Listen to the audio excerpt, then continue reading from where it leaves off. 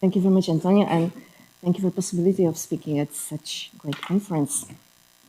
I wanted to continue the topic Niels was speaking about in the morning. I want to provide some general criterion on two to the continuum many closed operator ideals on a Banach space. And thanks to the people who were speaking before me, I don't have to introduce too much notation. So I will use just the standard one. As Niels was using, this is my notation for infinite and finite subsets of the integers. And let me recall the setting, I mean the general setting, what we know and what we do not know about the cardinality and structure of the lattice of closed operator ideals. Let me recall briefly what we know, say, completely. I mean, on one hand side, we have this regular spaces, sequence spaces. On the other hand side, we have this exotic spaces, which we understand thanks to the very rigid structure of the algebra of bounded operators on them. Okay? And what about this large, as Niels said, the largest cardinality which is possible to attain in the separable case? Well, the breakpoint was, of course, the work by Bill Johnson and Gideon Shechtman on capital LP. And then came the, Shearson spaces and Schreier spaces, general criterion, to which I will refer, Niels presented it, I will recall it in a minute. Schlumberg space and Gauss-Murray spaces, the results Niels was talking about. And of course, the somehow irritating problem is about L1 plus C0. Irritating because it seems as if you have unconditional basis, space with unconditional basis, and you have infinitely many closed operator ideals, then you end up with 2 to the continuum. So this is the next space to be investigated, right? And apart from that, also L1 and C of 01, capital L1 and C of 01, this is unknown. Again, we know only about the continuum. And now I'm recalling the criterion you've seen already. This is the criterion which is saying that if you have nice UFDDs, right, in two spaces, you have one operator which behaves well with respect to this UFDDs, okay? So this is this point here. And you somehow can separate this operator composed with the projections associated to these UFDDs. And in fact, you obtain much more much stronger separation property, and you end up with 2 to the continuum, provided you start with of course, you start with the family of the cardinality continuum. You end up with 2 to the continuum many closed operator ideals. Okay, and this tool, in fact, is used more or less explicitly in all the previous results I've cited already. Okay. Daniel Freeman, Thomas Schlumberg, and Andreas Jacques were using it more in the context of local properties of Banach spaces. I want to present some criterion which refers more to the asymptotic behavior of the unconditional basis of the spaces I'm going to consider. And the range of application of those 2, say, sub-criterions are different, as you can see later on. Okay? So what are the 2 ingredients I will need to form my criterion? First, some sort of inhomogeneity of the basis. Okay, I don't have maybe there's a better word for it. What do I mean? I start with a normalized unconditional basis, okay? And I'm saying that this is inhomogeneous. If there is some partition of integers, of the index set of the basis, which defines when there is no chance for a bounded operator mapping some set of the basic vectors, precisely defined, into the set of basic vectors indexed by another set. Boundedly means that such map can be extended to a bounded linear operator. Okay, so this is the idea. I have a partition which gives me a way of killing bounded operators carrying some set of basic vectors into another set of basic vectors, okay? And you should notice the resemblance of what Niels was saying before. I mean, the same machinery is hidden behind it. Exactly the same machinery is hidden behind it. Okay? And in fact, it started, I mean, this kind of approach started exactly with the combinatorial spaces, with the Schreier spaces. And, but I must say that the approach which appeared in the Niels and James Smith paper, I mean, this way of formulation, I think it's much better. This is, I borrow a part of the approach here, and it fits much better than the paper with Antonis, everything started from, to the it matches much better the criterion of Johnson and Shechtman in the as stated by by Andreas, Jacques, Thomas, Schlombrecht, and Daniel Green. Okay, and well, this doesn't look nice, but it's efficient. And let me give me some condition which ensures I have to recall the notion of the spreading model. Okay, and this is purely combinatorial notion.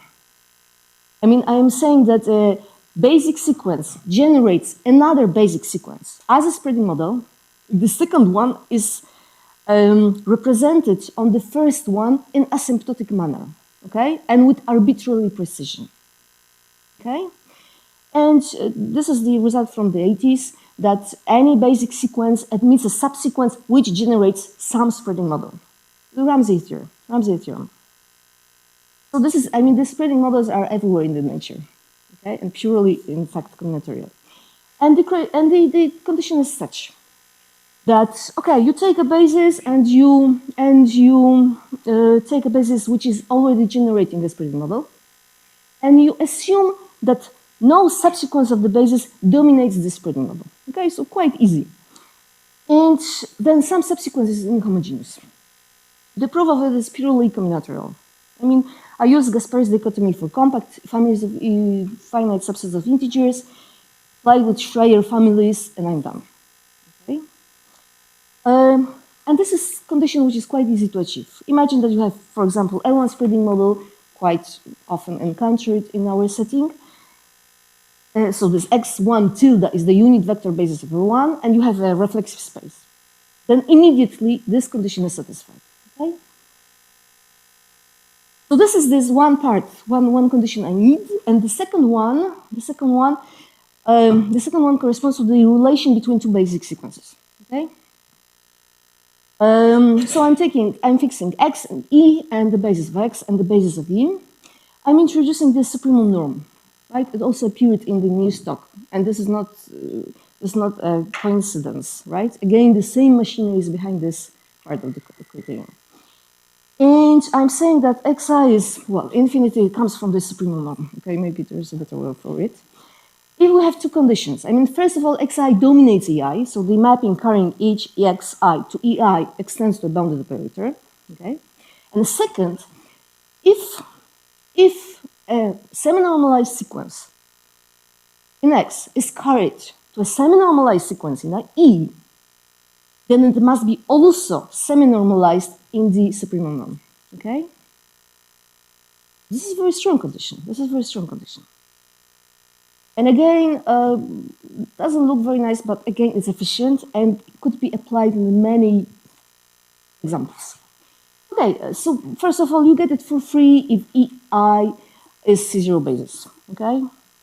The typical example is if you take the unit vector basis of LP and LQ and compare it, okay?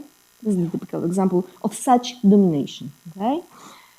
And one more thing, this property of T implies strict singularity. This kind of operator has appeared in the previous talk. It means that the operator restricted to any infinite dimensional subspace cannot be isomorphism onto its image, right? So generally it's compact. So this property implies strict singularity, but it's stronger than that. I mean, you cannot reverse the implication, right? Just take the formal identity mapping from L1 to the Schreier space, and you have strictly singular operator which does not satisfy this condition, okay? So those are the two properties that I need. And then I have the criterion. So I have the two bases, and the first one is shrinking. Right, the first one is shrinking. And exactly, I assume that xi dominates with this infinity sign ei, and xi is inhomogeneous, okay? And then I get 2 to the continuum many closed operator ideas, okay? And I just apply, the proof is quite simple once you have it, once you know how to define the notions. And you pick the UFDDs, which are defined by those intervals involved in the definition of inhomogeneity, okay? It defines UFDD both on the X and E level. And you take just the formal identity, right? This domination mapping. And then it turns out that if you cannot separate even by one the operator composed with the projections, then by this infinity domination, this is very easy once you write it in detail. This infinity domination yields an operator from X to X, which on the basic vectors, which carries the basic vectors into something which is with the supremum norm separated from, bounded away from 0. Okay. Then you play a little bit with the matrices in the way Gasparis and Lung played in their paper.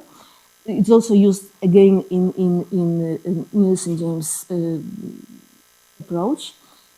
And then you get operator which just contradicts the inhomogeneity property. And in fact, this inhomogeneity property is defined as such, defined in a way that makes the proof works, simply.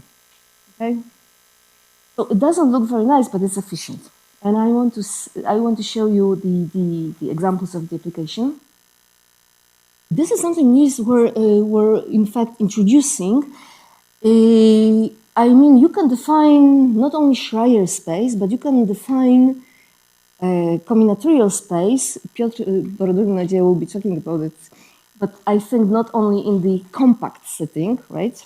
So we start with a family which is hereditarily compact, covers N, okay, and is large to avoid the trivial case of C0, okay? And then I define the P-convex combinatorial space. This is the definition which appears at Niels' talk. The only difference is that instead of F was Schreier for me, okay? And those spaces were studied a lot with respect to the geometric properties, the structure of isometries, surjective isometries on the space. The P-convex version were exactly introduced by Esther Bird, Niels Wilson, and Andras Jacques. Just recently, Michelin Fakuri was considering also those P-convex and even larger class of sort of combinatorial spaces, with studying the structure of surjective isometries. Okay. I repeat the definition, and what is the situation there? We have unconditional and shrinking bases, and we have a spreading model. There is at least one subsequence, of course there are many of them, thanks to the largeness property of the family, okay? Trivially, LP dominates, but also Xi does not have a subsequence which is equivalent to LP, the unit vector basis of LP. If you have a little carefully look into it, it follows from the compactness of the family. The easiest way to see it is to use some, again, combinatorial tool. The convex combination introduced by Ergerus and Arsbach in a higher dimension. You can do it quite easily once you get the tools, which means that I can apply this condition on spreading model to get inhomogeneity, okay? And I have C0 inside. So I have as E, I'm taking 0. As the Xi's, I'm taking the unit vector basis of the combinatorial space, and then I get the generalization of the series of results about 2 to the continuum many closed operator ideas. And I have to stress one thing. This is a kind of a shortcut to obtain this 2 to the continuum many closed operator ideas, but it loses a lot on the way. When you look at the paper of Niels and James Smith, there's a lot more in the structure thanks to this Gasparis long index. into the structure of the inner structure of the space and the inner structure of the operator. I'm not taking just one, say, by taking some shortcut, just one result from it, and I'm losing a lot in between. For example, I don't see a way to generalize fully, I hope it's possible, but I don't see a way to generalize fully the Gaspari's-Long index for the arbitrary countable ordinal, okay, for the Schreier families of arbitrary order.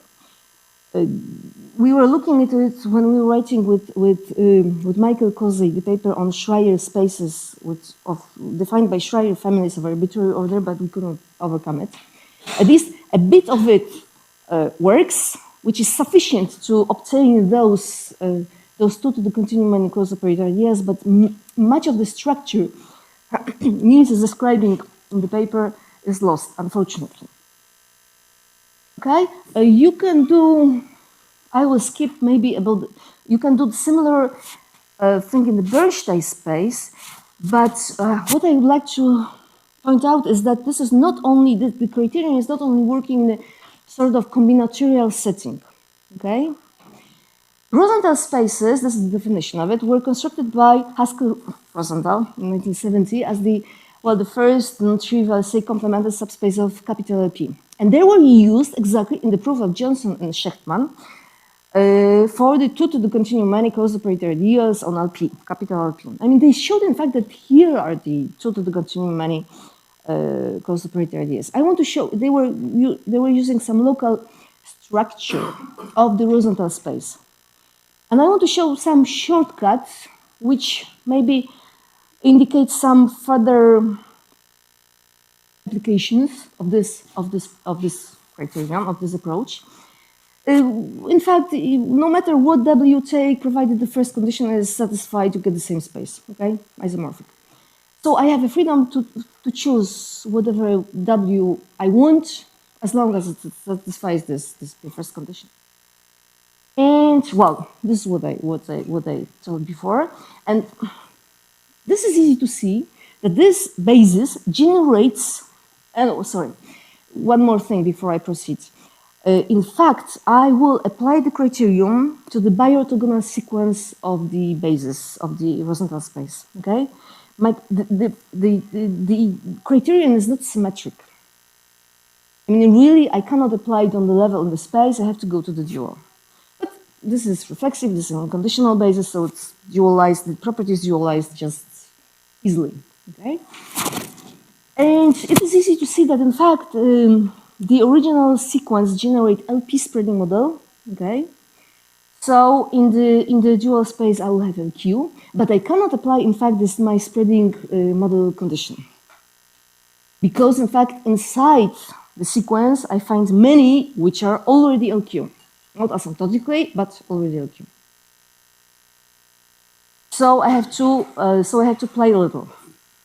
Well, and it turns out that if I use this bit of the norm, this bit of the definition of the norm, okay, it gives you on the level of the space on a finite pieces of integers, right? If you take ei's, xi's, and with i's from a finite set, it will be equivalent to the unit vector basis of L2, but with a constant which depends on these w's, which are implied there, which will be going to infinity. So the constant is worse and worse. But if you play a little bit, and if you choose very carefully this w, and you have a freedom to do so, and if you ensure that this equivalent constant is not increasing that fast to infinity as the length of the length of the piece you are testing the equivalence to the L2 basis, then you can prove that in fact the whole xi star, the whole sequence is inhomogeneous. Okay, so what I'm saying is that you don't need even spreading models. You can play a little bit in a situation where you have many regular subsequences, but still not everything is regular. Okay? And then we're done. You have L2 inside the space.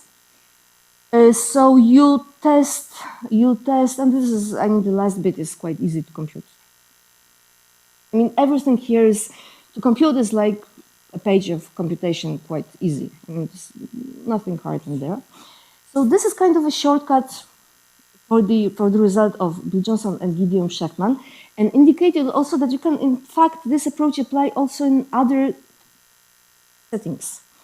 And this is my last slide, and I don't want to go into much details. I just want to point to what is the difficulty and why it is not a difficulty. If you go to the Lorentz sequence spaces, they are defined as such. Well, the important stuff is that the unit vector basis is unconditional, and it's symmetric. And because you employ the permutation, which means that the basis is as homogeneous as you want. No chance of inhomogeneity there. But symmetric basis has additional properties. If you take averages, they span a subspace which is complemented in a whole space. So if you are able to prove something inside on these spaces spanned by the averages, then you can derive the theorem for the whole space. And then you need just to play a little bit with the well-known structure of the Lorentz spaces. Those are the properties I'm using are really well known. And you also obtained 2 to the continuum many in Lorentz sequence space, which is in fact, which was unknown completely. I mean, up to now, we know that on some spaces there are something like 7 closed operator ideas. So this is a way, and I think not finished, really. I mean, of applying the criterion to obtain this 2 to the continuum many closed operator ideas in many different settings. And that's all. Thank you very much. Thank you.